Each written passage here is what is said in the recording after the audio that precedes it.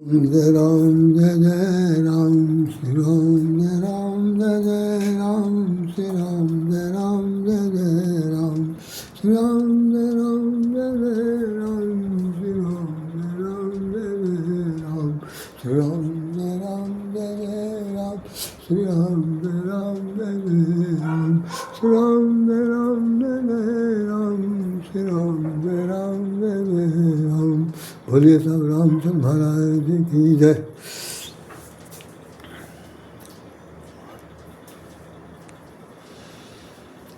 कवन जो काज कठिन जग माही, जो तुम होय जो नहीं होय ताते तुम पाही।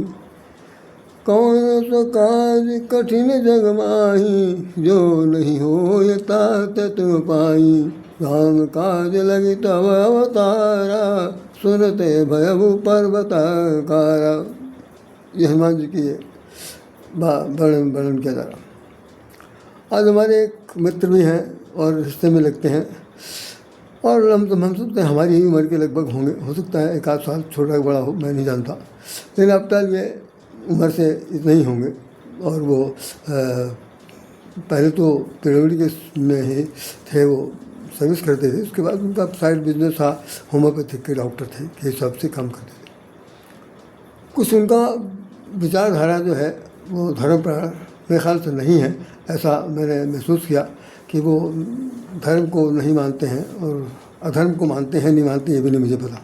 अब तक ये है कि धर्म को वो पोंगा समझते हैं, और धर्म के बनाने वाले पंडितों के प्रति उनका जो राग अनुराग है वो बहुत ही तीक्ष्ण है। उसके अलावा जो जितने भी ग्रंथ लिखने वाले लोग हमारे संत महात्मा हुए हैं या कवि हुए हैं, पुराण लिखा है, वेद पुराण लिखा गया, ये सब वेदम व्यास इत्यादि लोगों ने लिखा।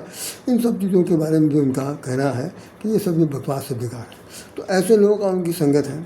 इस तरह के लोगों की बात, लोगों के बारे में बुराई करने वाले जो लोग भगवान की बुराई करते हैं, जो भक्ति की बुराई करते हैं, जो धार्मिक ग्रंथ की बुराई करते हैं, या जो धार्मिक तथ्य के बारे में कथ्य के बारे में बताते हैं, उन सब पर वो टीका टिप्पणी करते हैं। ऐसे ही उनके पास बहुत से कलेक्शन हैं।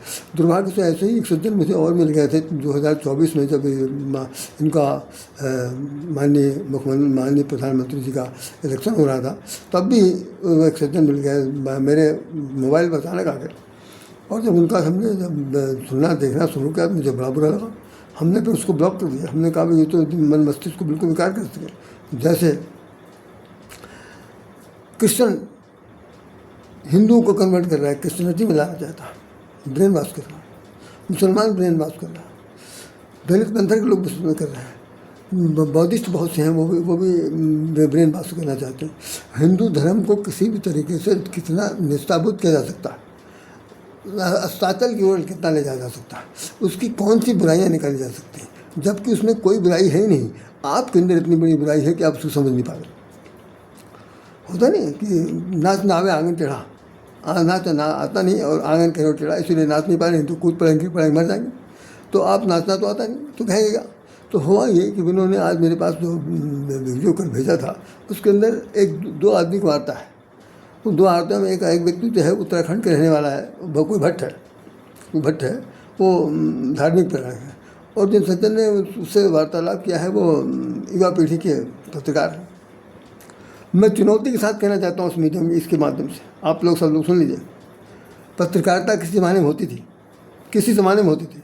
मैं 1967 में 67 में पत्रकारिता के क्षेत्र में गया था और पूरे 12 साल तक रहा।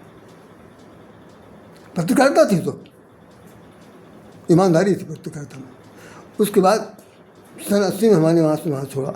बाद में सन 92 के बाद से पत्रकारिता में जो क्रांति आई, तो उसके अंदर वो ये प्रिंट मीडिया जो है वो रंगीन हो गई, और जम करके लोगों ने मेहनत किया और उनकी पत्रकारिता को अब काबिल तारीफ भी कहा जा रहा है निश्चित रूप से। उसके बाद जो मीडिया काम कर रही है वो फ्लॉप न्यूज़ देने वाली, छोटे छोटे चैनल बने हुए, आदमी का आकर्षण करना।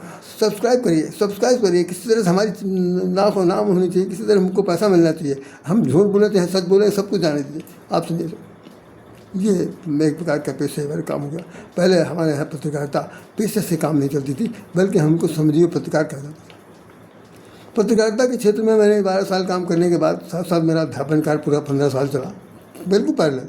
उसके बाद मैं उत्तर प्रदेश राज्य सेतु निगम में आया, वहाँ पर 30 साल तक मैं जनसंपर्क अधिकारी के पद पर काम करता रहा और वहाँ पर भी पत्रकारों से ही घनिष्ठ संपर्क है।